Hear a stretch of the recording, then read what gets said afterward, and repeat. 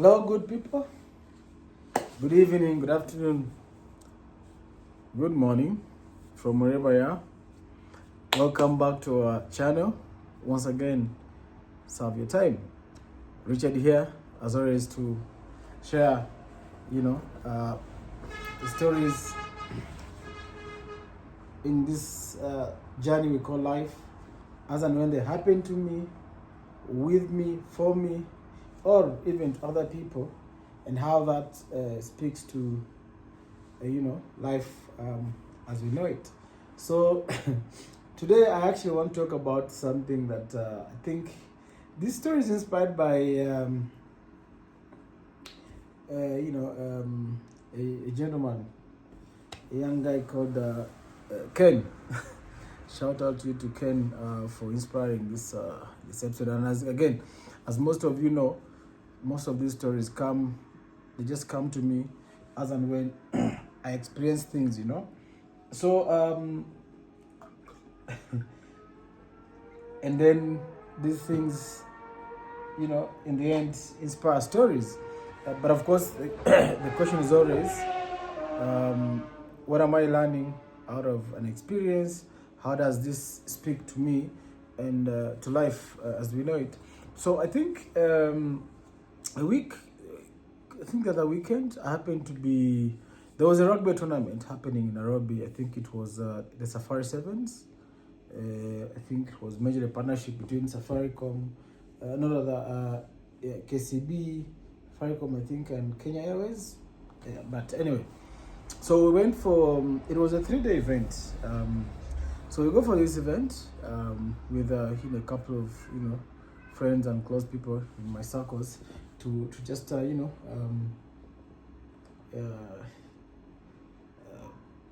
distress and hang out. It was actually nice because Kenya won. I believe both ladies and the men, and it was fantastic. Now, naturally, as a friend of mine, Tom, likes to say, or we like to say, naturally, in the natural flow of things, the games had to end at the end of the day. And when the games ended, it was, I think, somewhere around 6:30, about before 7, basically. Now, the natural thing to do is either,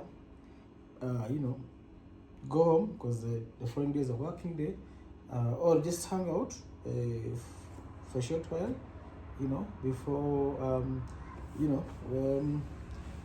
we can go rest and get ready for the following week.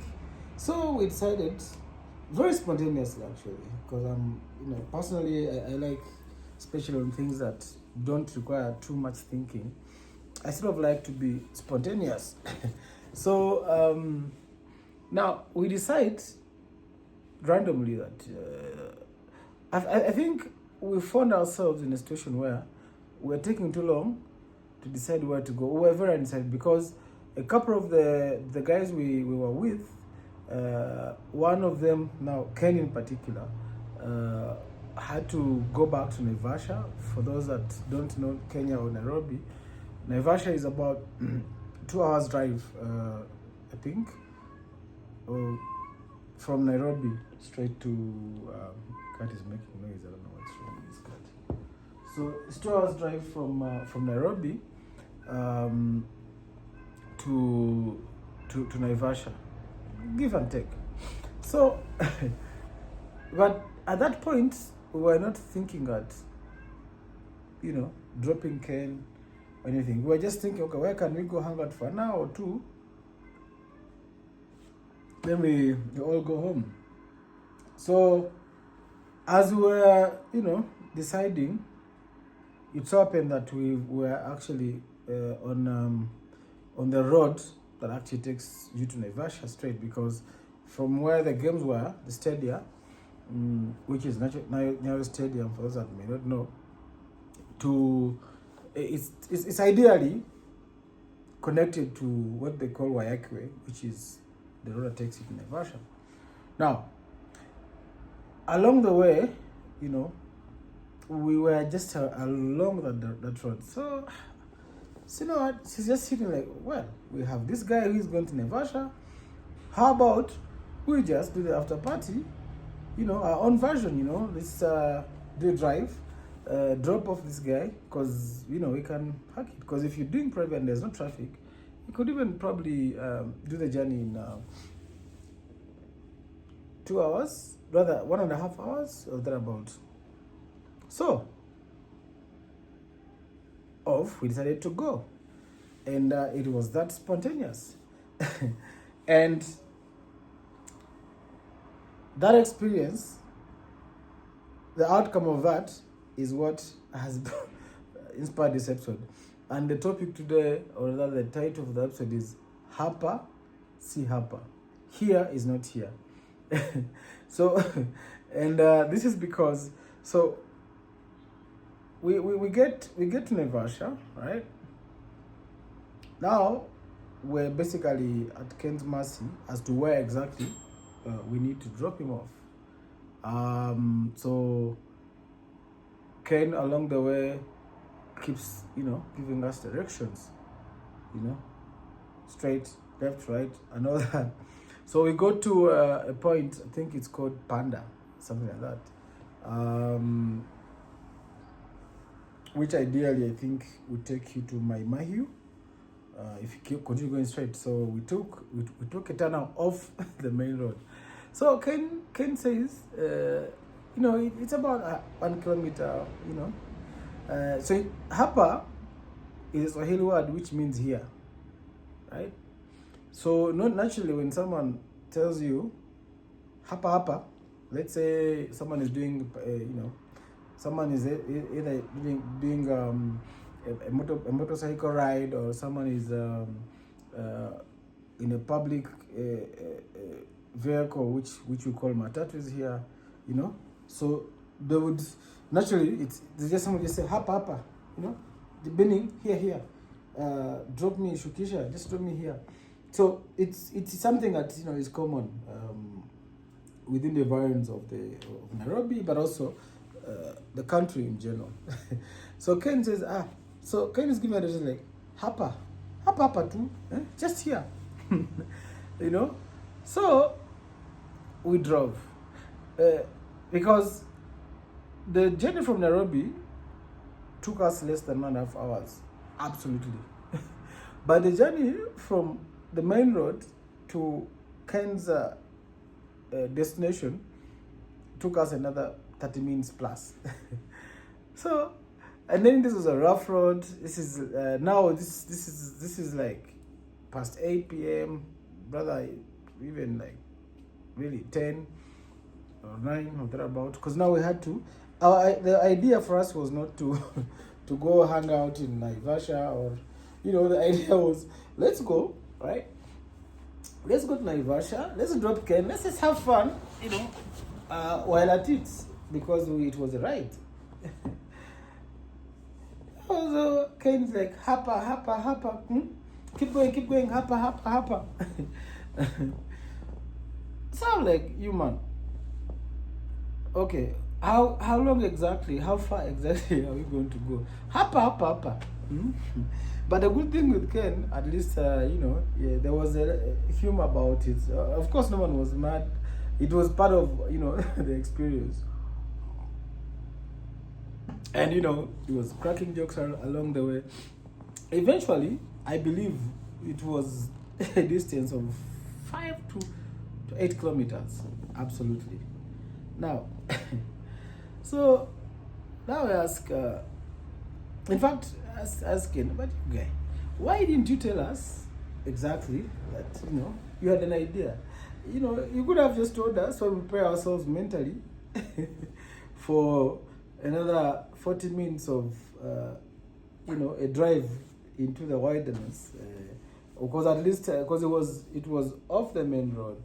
You know, we are going through 1 or 2, you know, forest or something like that. But it was fun.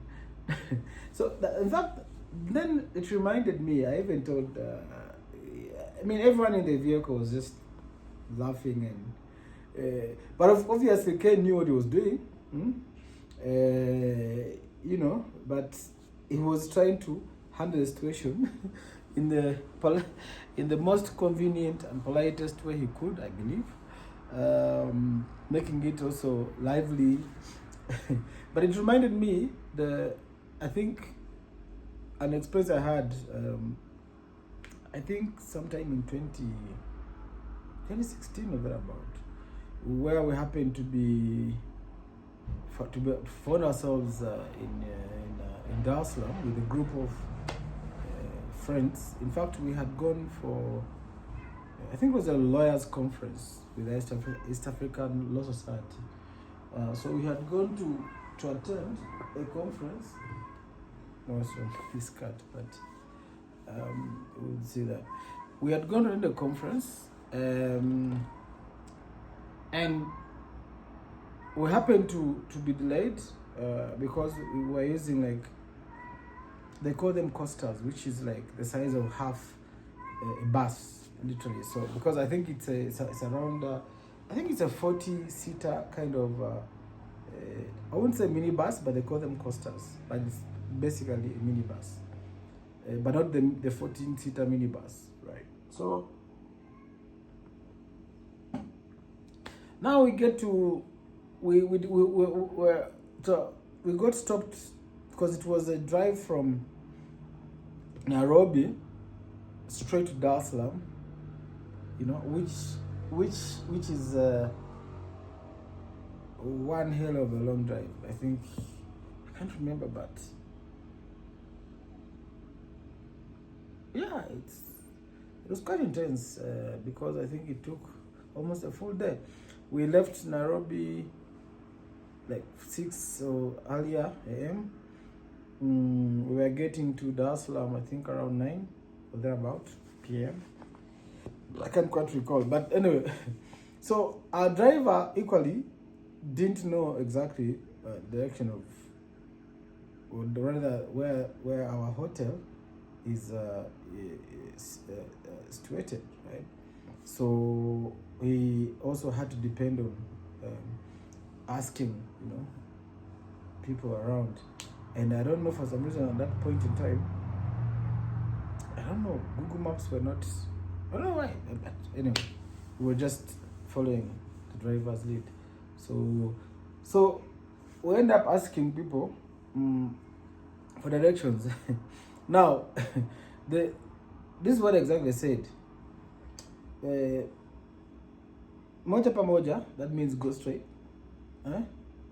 Hapo tu kule pale, hapo in front, in a few meters.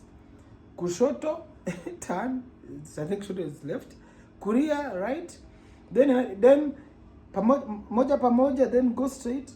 Then kushoto, kuria, kushoto. That will be the hotel. So, now you can imagine someone telling you, go straight, turn right, turn left, turn right, straight again, turn left, turn right, and then right, left, and then slightly ahead. That will be the. So it was it was funny. So it reminded me of that. But anyway, the irony was, or rather the story was, where I picked from that experience, and why this video, today's video has been titled Hapa si Hapa, is that I think sometimes in life, right, someone, it could be anything, like I always say. It could be in business, it could be in relationships, it could be employment, it could be pursuing, health goals, it could be anything. Sometimes, and also it could be, but sometimes within or from without. In this case, it was from without, because there was a third party, leading the way, and we were all dependent on this person, that is Ken. So sometimes, what I think I took away from that was, sometimes when you're pursuing a goal, because our goal at that point in time was to drop off Ken, but that wasn't even like to have fun, instead of going sitting in a restaurant or a bar or for the after party, where again you'll be stuck in traffic. So our aim was, let us do a drive, enjoy the drive, right? Listen to music, because it was a short drive, right? And then come back to Nairobi, and then we all go home, because then we would have hit two birds with one stone. After all, we've dropped, one of us. So that was our end goal, and we had anticipated, I think, that by 11, everyone will be at home. We end up actually, I actually thought, no, we thought by 10, between 10, 10:30. In the end, we were getting to our places past midnight. So our goal was do the drive for 1.5 hours tops, to Naivasha, return, do another 1.5 hours, within 3 hours, we'll be home and dry. But while at it, drop off Ken, and keep having fun. So, because that was our goal, right? Now we had so many variables. One of them was the person now we're dropping off, right? So we're dependent on Ken to, once we get to Naivasha and once we branch off to where his place is, for him to direct us, right? So that was something from without. So which meant, so because our goal, in a way, had to depend on a third, one of ours. So it brought in that element of a third party variable. So meaning that, so when Ken told us here, Hapa, so we thought, okay, so this is fine. This is just a slight detour. It's gonna be maybe 10 minutes or thereabout, So in the end, we didn't achieve our goal, right, of meeting the 3-hour time ETA, estimate time of arrival sort of goal. But again, we are listening into to one of our own, Ken, saying, Hapa, here. We kept going and going. 1 kilometer turned into 3, into 4, into 5. I don't know. In the end, and that's now one way. So if you do to and flow, you can do the math. So sometimes it means that from where I stand, when you listen in, or when you have a goal in life, there would be, you can have your Ken giving directions, right? Showing you, pointing you to your destination. That is now to your goal, destination. Now the thing is, are you just going to blindly, go with Ken when he says Hapa here? Because in the end of the day, you need to understand what is your Hapa, what is your here, and it means basically sometimes in life, and most of the time actually, Hapa here is not here. So, and that doesn't mean that whoever is pointing in that direction intends to either derail you or intends to make you not achieve your goals. Sometimes it is within their goal. Sometimes they actually don't even know that. In fact, Hapa here is not here. They mean well. Other times they're being part of, they just, because depending on them, just didn't tell you exactly how long it's going to take you, because they don't want to discourage you, because they know what you don't know. So, but then the question remains, okay, what do you do in those circumstances? How do you sieve out, that information? So that now, if you get to know that truly, it doesn't mean that if someone says Hapa here, I should just, you know, blindly agree. In our case, where the destination actually, had we really thought through, again, we didn't really mind, would have probably Googled, you know, went to Google Maps and checked out beforehand, and had you know, a distance vis-a-vis time estimate. Because we tried to do that along there, but even there was no good network coverage, so we couldn't even really. We totally depended on our guide. so I think the takeaway for me was that sometimes here is not here. Hapa, see Hapa.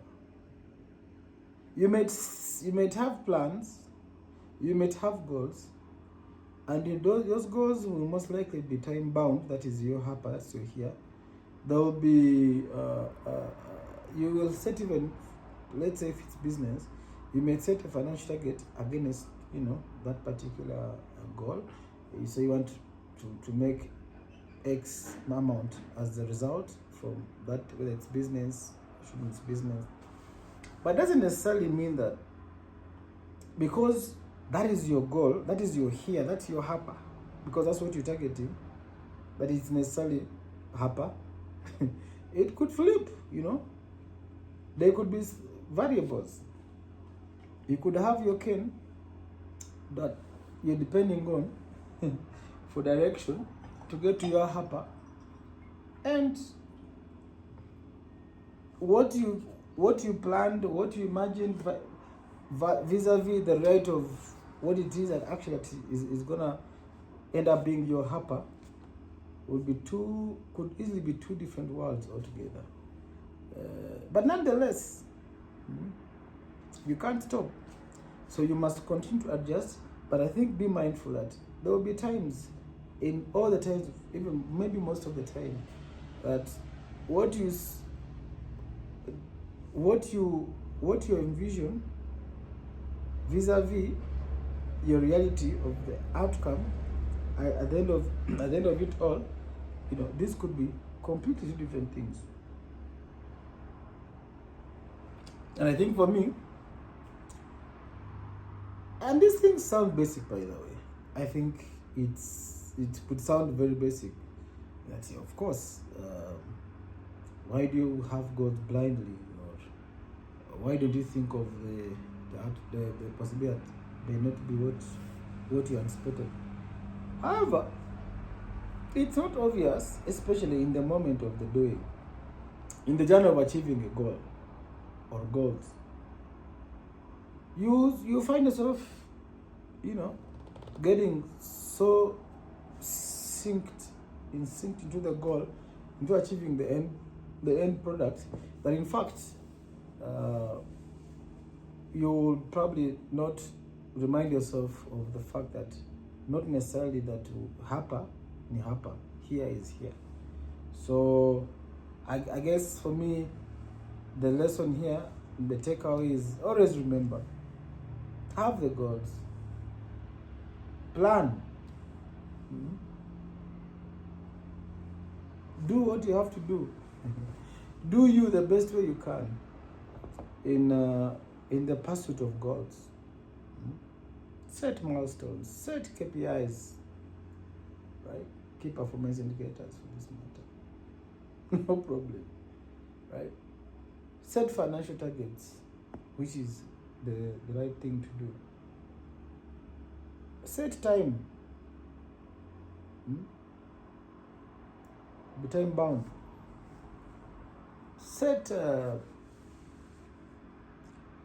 have the resources you need. All that is fantastic, as long as you know that that can always flip. There are no guarantees that if you think you're going to achieve a goal in 20 hours or 20 days or 20 weeks or months or years, that will be the end. That is what it will. So always remember, naturally, that things flip, right? And sometimes they flip for the good, because, like in this case, I learned a lot of things. For me, I always look at the positives. I discovered, an interesting place.